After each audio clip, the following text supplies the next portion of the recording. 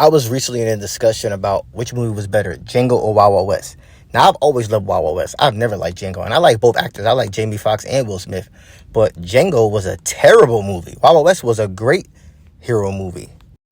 So right off the bat, Dr. Schultz is a bounty hunter. And he wants to use Django to find his bounty. And he illegally buys Django from his current slave owners. Then he gives Django a deal. If you help me, I'll free you. Django helps him. He frees him. Okay, cool. Then he feels guilty about him being out in the world on his own. So he trains him how to shoot and take care of himself. Then he finds out he wants to go save his wife. Django's wife is Broomhilda. Broomhilda is getting ran up, ran down, cream pie and everything else by the Mandingo warriors and by the white men that come through every now and again. I like Kerry Washington. Don't necessarily like the character. In contrast to Wild Wild West, at the beginning of the movie, James West already got Belle with him. They chilling. You know, he's working and everything, but they chilling. So he already got his girl. He don't need nobody to come help him save his woman.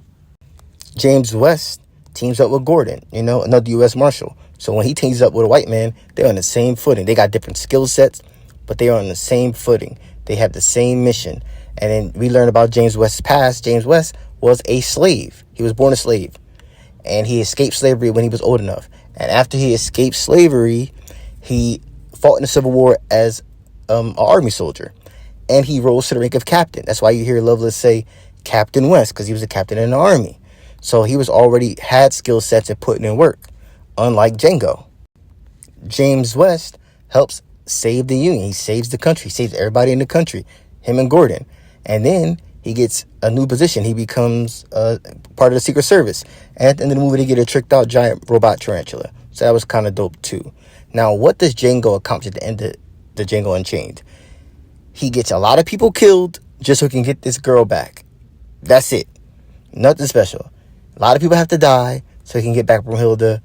So to me, it wasn't a really good story. It wasn't a really good story. It had a lot of action, but it wasn't, if you really just look at the story aspect, to me, Wild Wild West is a way better story than Django.